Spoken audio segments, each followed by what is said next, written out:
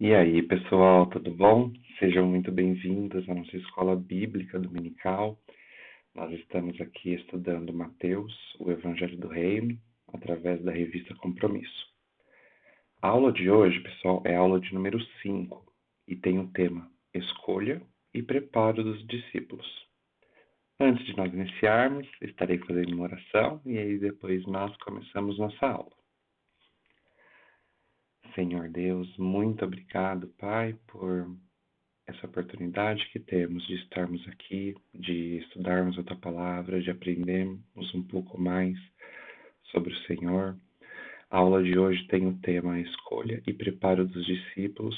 E eu lhe peço que o Senhor nos ajude, Pai, a entendermos, a refletirmos um pouco e chegarmos a um maior conhecimento e um maior entendimento sobre esse tema, Pai. No nome de Jesus é o que eu lhe peço. Amém. Pessoal, o texto áureo da aula de hoje está lá no livro de Mateus, capítulo 10, versículo 38, que diz: Quem se recusa a tomar sua cruz e me seguir, não é digno de mim. E aí, como texto bíblico da aula de hoje, nós temos o capítulo 10 e o capítulo 11 de Mateus. E aí nós estaremos fazendo a leitura desses dois capítulos e depois nós iniciamos a nossa discussão, tá bom? Começando então pelo capítulo 10 de Mateus. Jesus reuniu seus 12 discípulos e lhes deu autoridade para expulsar espíritos impuros e curar todo tipo de enfermidade e doença. Estes são os nomes dos 12 apóstolos. Primeiro, Simão, também chamado Pedro. Depois, André, irmão de Pedro. Tiago, filho de Zebedeu. João, irmão de Tiago. Filipe, Bartolomeu, Tomé, Mateus, o cobrador de impostos, Tiago, filho de Alfeu, Tadeu, Simão, o cananeu, Judas Iscariotes, que depois traiu Jesus. Jesus enviou os 12 com as seguintes instruções: Não vão aos gentios nem aos samaritanos. Vão, antes, às ovelhas perdidas do povo de Israel. Vão e anunciem que o reino dos céus está próximo. Curem os doentes, ressuscitem os mortos, purifiquem os leprosos e expulsem os demônios. Deem de graça, pois também de graça vocês receberam. Não levem no cinto moedas de ouro, prata ou mesmo de cobre. Não levem bolsa de viagem, nem outra muda de roupa, nem sandálias, nem cajado. Quem trabalha merece o seu sustento. Sempre que entrarem em uma cidade ou povoado, procurem uma pessoa digna e fiquem em sua casa até partirem. Quando entrarem na casa, saúdem-na com a paz. Se o lar se revelar digno, que a sua paz permaneça nela. Se não, retirem a bênção. Se alguma casa ou cidade se recusar a recebê-los ou a ouvir sua mensagem, sacudam a poeira dos pés ao sair. Eu lhes digo a verdade. No dia do juízo, as cidades perversas de Sodoma e Gomorra serão tratadas com menos rigor que essa cidade. Ouçam, eu os envio como ovelhas no meio de lobos. Portanto, sejam espertos como serpentes e simples como pombas. Tenham cuidado, pois vocês serão entregues aos tribunais e chicoteados nas sinagogas. Por minha causa serão julgados diante de governantes e reis, mas essa será a oportunidade de falar a meu respeito a eles e aos gentios. Quando forem presos, não se preocupem com o modo como responderão, nem com o que dirão. Naquele momento, as palavras certas lhes serão concedidas, pois não serão vocês que falarão, mas o Espírito de seu Pai falará por meio de vocês.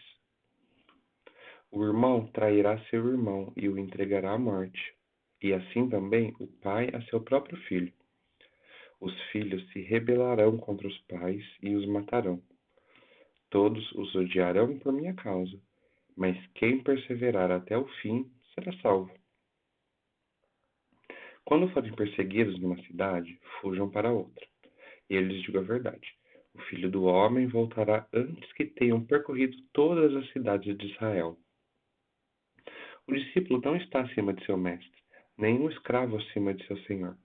Para o discípulo, é suficiente ser como seu mestre, e o escravo como seu senhor. Uma vez que o dono da casa foi chamado de Beelzebul, os membros da família serão chamados de nomes ainda piores. Não tenham medo daqueles que os ameaçam, pois virá o dia em que tudo que está encoberto será revelado, e tudo que é secreto será divulgado. O que agora lhes digo no escuro, anunciem às claras, e o que sussurro em seus ouvidos, proclamem dos telhados. Não tenham medo dos que querem matar o corpo, eles não podem tocar na alma. Temam somente a Deus, que pode destruir no inferno tanto a alma como o corpo. Quanto custam 2 pardais? Uma moeda de cobre? No entanto, nenhum deles cai no chão sem o conhecimento de seu pai. Quanto a vocês, até os cabelos de sua cabeça estão contados. Portanto, não tenham medo. Vocês são muito valiosos que um bando inteiro de pardais. Quem me reconhecer em público aqui na terra, eu o reconhecerei diante de meu Pai no céu. Mas quem me negar aqui na terra, eu também o negarei diante de meu Pai no céu. Não imaginem que vim trazer paz à terra. Não vim trazer paz, mas a espada. Vim para pôr o homem contra seu pai, a filha contra sua mãe, e a nora contra sua sogra. Seus inimigos estão em sua própria casa. Seus inimigos estarão em sua própria casa. Quem ama seu pai ou sua mãe mais que a mim, não é digno de mim. E quem ama seu filho ou sua filha mais que a mim, não é digno de mim. Quem se recusa a tomar sua cruz e me seguir, não é digno de mim.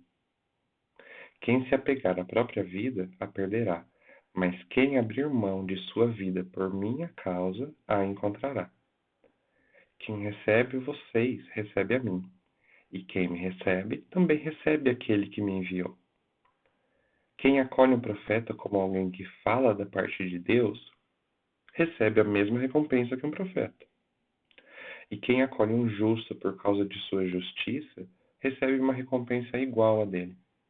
Se alguém der um copo de água fria, que seja o menor de meus seguidores, certamente não perderá sua recompensa. Quando Jesus terminou de dar essas instruções a seus 12 discípulos, saiu para ensinar e anunciar sua mensagem nas cidades da região. João Batista, que estava na prisão, soube de todas as coisas que o Cristo estava fazendo. Por isso, enviou seus discípulos para perguntarem a Jesus: O Senhor é aquele que haveria de vir ou devemos esperar algum outro? Jesus respondeu: Voltem a João e contem a ele o que vocês veem e ouvem. Os cegos veem, os aleijados andam, os leprosos são purificados, os surdos ouvem, os mortos são ressuscitados e as boas novas são anunciadas aos pobres. E disse ainda: Felizes são aqueles que não se sentem ofendidos por minha causa. Enquanto os discípulos de João saíam, Jesus começou a falar a respeito dele para as multidões. Que tipo de homem vocês foram ver no deserto? Um caniço que qualquer brisa agita? Afinal, o que esperavam ver? Um homem vestido com roupas caras? Não, quem veste roupas caras mora em palácios. Acaso procuravam um profeta? Sim, ele é mais que um profeta. Ele é mais que profeta. João é o homem ao qual as Escrituras se referem quando dizem: Envio o meu mensageiro adiante de ti, e ele preparará teu caminho à tua frente. Eu lhes digo a verdade: de todos os que nasceram de mulher, nenhum é maior que João Batista. E, no entanto, até o menor no reino dos céus é maior que ele. Desde os dias em que João pregava, o reino dos céus sofre violência e pessoas violentas o atacam. Pois antes de João vir, todos os profetas e a lei de Moisés falavam dos dias de João com grande expectativa. E, se vocês estiverem dispostos a aceitar o que eu digo, ele é Elias, aquele que os profetas disseram que viria. Quem é capaz de ouvir, ouça com atenção. A que posso comparar essa geração? Ela se parece com crianças que brincam na praça. Queixam-se a seus amigos. Tocamos flauta e vocês não dançaram. Entoamos lamentos e vocês não se entristeceram. Quando João apareceu, não costumava comer nem beber em público, e vocês disseram: está possuído por demônio. O filho do homem, por sua vez, come e bebe, e vocês dizem: é comilão e beberrão, amigo de cobradores de impostos e pecadores. Mas a sabedoria é comprovada pelos resultados que produz. Então, Jesus começou a denunciar as cidades onde ele havia feito muitos milagres, pois não tinham se arrependido. Que aflição as espera, Corazim e Betsaida. Porque, se nas cidades de Tiro e Sidom tivessem sido realizados os milagres que realizei em vocês, há muito tempo seus habitantes teriam se arrependido e demonstrado isso vestindo panos de saco e jogando cinzas sobre a cabeça. Eu lhes digo que, no dia do juízo, Tiro e Sidom serão tratadas com menos rigor que vocês. E você, Cafarnaum, será elevado até o céu?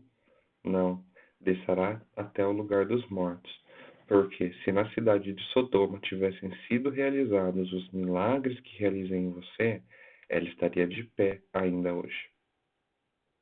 Eu lhe digo que, no dia do juízo, Sodoma será tratada com menos rigor que você. Naquela ocasião, Jesus orou da seguinte maneira: Pai, Senhor dos céus e da terra, eu te agradeço porque escondeste essas coisas dos que se consideram sábios e instruídos e as revelaste aos que são como crianças. Sim, Pai, foi do teu agrado fazê-lo assim. Meu Pai me confiou todas as coisas. Ninguém conhece verdadeiramente o Filho, a não ser o Pai. E ninguém conhece verdadeiramente o Pai, a não ser o Filho, e aqueles a quem o Filho escolhe revelar. Venham a mim todos vocês que estão cansados, sobrecarregados. Vou começar de novo. Venham a mim todos vocês que estão cansados e sobrecarregados, e eu lhes darei descanso. Tomem sobre vocês o meu jugo. Deixem que eu lhes ensine, pois sou manso e humilde de coração, e encontrarão descanso para a alma. Meu jugo é fácil de carregar, e o fardo que lhes dou é leve. Então, pessoal, a gente começa aqui falando sobre a nomeação dos 12 líderes. A gente vê isso no capítulo 10 de Mateus, dos versículos 2 ao 5. Então, pessoal, o autor, ele até fala que ele já se referiu anteriormente, né, que os 12 apóstolos tiveram um seminário intensivo de 3 anos, 24 horas por dia.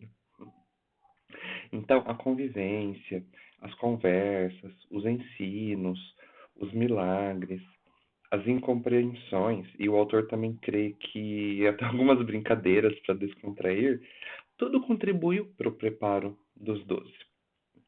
Mesmo assim, depois de toda essa caminhada,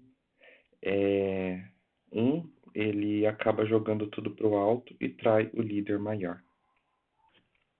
E aí, pessoal, nos versículos 2 e 3 do capítulo 10 de Mateus, Jesus nomeia os 12. Mateus, ele faz a descrição em duplas. E o preparo desses líderes é um modelo que Jesus nos ensina. As aulas, com o conteúdo, né, estão no capítulo 10. E aí aqui o autor ele vai listar um resumo de seu ensinamento. E ele também convida a gente, né, para que nós vejamos nós mesmos se encontramos outros ensinamentos. Então, Vamos lá, nós vamos conversar sobre uma lista de instruções do líder aos liderados. O autor traz aqui uma citação de Wisby W. Warren, não sei pronunciar esse nome. Ele diz que esse homem, ele intitula esse capítulo, né, o capítulo 10, como os embaixadores do rei. Ele diz que foi um sermão de ordenação com o propósito de encorajar e de preparar cada um deles. Interessante é que as dicas que ele deu para os 12 servem para nós. E aí o autor traz a reflexão. Escolher líderes na igreja não é tarefa fácil, mas precisamos de tais pessoas para orientar o povo de Deus. E não pode ser qualquer um, mas pessoas preparadas, treinadas e comprometidas com valores morais e espirituais. Pessoas que sejam um exemplo de vida para todos. A liderança é uma caminhada solitária, onde ajudamos as pessoas a conhecer Cristo e a caminhar com Ele. Mas o líder mesmo fica só. O preço é alto, mas vale a pena, porque estamos servindo o Rei dos Reis. E aí vamos às lições do mestre. Inicialmente, autoridade. Então, lá no versículo 1, a gente vê isso. Autoridade é o direito ou o poder de ordenar, de decidir, de atuar, de se fazer obedecer. Então, autoridade é o direito ou poder de ordenar, de decidir, de atuar, de se fazer obedecer. Vem da palavra latina auctoritas, de autor, que significa fazer crescer. E a palavra usada no grego, exousia, se refere à autoridade ou ao poder espiritual de Jesus Cristo. Então, não é o poder de quem manda, fala mais alto ou é mais forte. É o poder com autoridade de vida, porque prega e vive o que diz. Com isso, influencia as pessoas que estão por perto. Há muitos líderes que têm seguidores porque convencem com palavras bonitas, mas quando se olha para suas vidas, pouco ou nada se vê de útil. E aí os 12 escolhidos tinham a autoridade, por isso tiveram sucesso, com exceção de Judas. Segunda instrução aqui, né? Segunda lista, o segundo tema da lista. Nomeou as tarefas. Jesus primeiro ungiu, né, os 12 escolhidos com autoridade e depois nomeia as tarefas. Expulsar os espíritos imundos e curar todo tipo de doenças e enfermidades. E aí, pessoal, é legal a gente lembrar que naquele tempo não haviam tantos médicos e hospitais como nós temos hoje. E as doenças, elas graçavam o povo. Ser curado de qualquer doença, por mais simples que fosse, era um alívio para o povo. Jesus, ele atende às maiores necessidades das pessoas e continua fazendo o mesmo hoje. Também Jesus orientou onde ir primeiro. Jesus, ele tinha métodos claros e fáceis de entender. Ele pede para não ir aos gentios, anunciar primeiro aos judeus, aos de casa. Depois, sim, anunciar aos demais. E aí o autor ele traz a reflexão, né, de que isso fez ele pensar que primeiro temos de anunciar a chegada do rei em nossa própria casa. E aí ele recomenda o livro Fábrica de Missionários, de Rubem Amorese, da editora Ultimato. O autor ele enfatiza que é o lar cristão a maior fábrica de missionários. Continuando, Jesus também orientou sobre o que falar.